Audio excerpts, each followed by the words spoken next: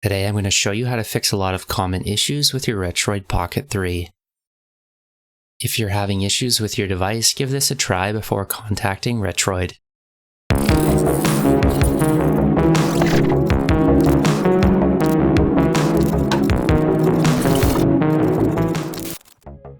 The first thing we're going to do is take the back off the device. I'm just going to use the screwdriver they included with the upgrade kit. Make sure to remove the microSD card so we don't damage it when we're taking apart the device.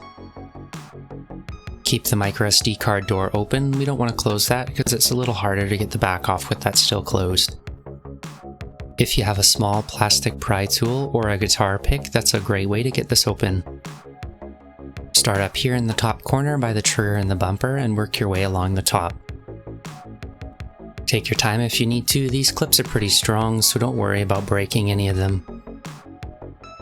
Once the top has been opened, just work your way down along the side here and it should open pretty easily. With the top and the sides open, make sure to go along the bottom too, as there's a couple clips here that are still holding it together. And with that, the back is off and we can take a look at fixing the issue now. We need to get this metal plate off next. There's only 4 screws holding it in place, so let's take those out now.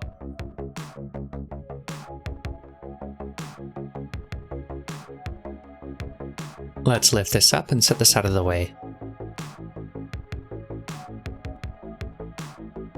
It's actually really nice that Retroid sent magnetized screwdrivers with their upgrade kits, because you can see I just dropped a screw up top here. Now all we need to do is just remove the battery here. There's 2 little locks on each side. They're kind of hard to get out, but if you wiggle them around, kind of just push them in, they should pop out.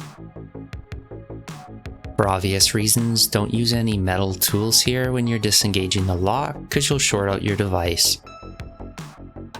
I highly recommend just using your finger or a plastic pry tool like I'm using here.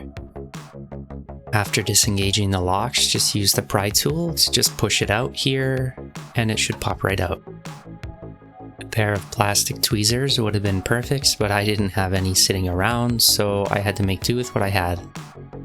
Just make sure not to pull from the cable itself without disengaging the lock first.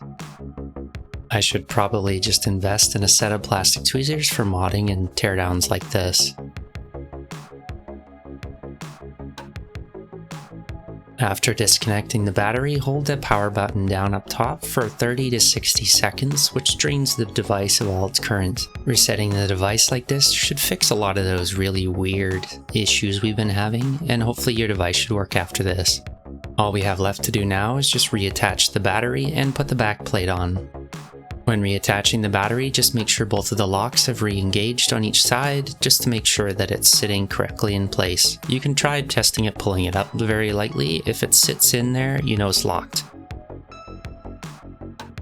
Don't forget to reattach the metal plate on the inside before putting the back panel on.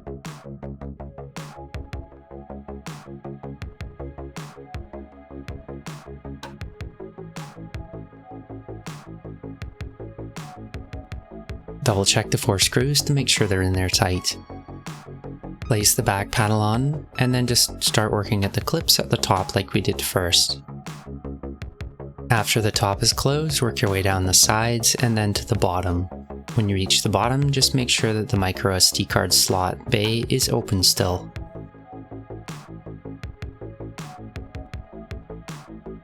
If the microSD card slot is not open, it makes it hard to close this part here, so you need to make sure to open that first. And as you can see, that's much better. Do a quick once over around the sides, making sure all the clips have attached okay, and you should be good to go. This has been fixing a lot of the weird issues a lot of the people have been having in the community with their RP3s. Hopefully that managed to fix yours. If you have any questions, make sure to let me know in the comments below.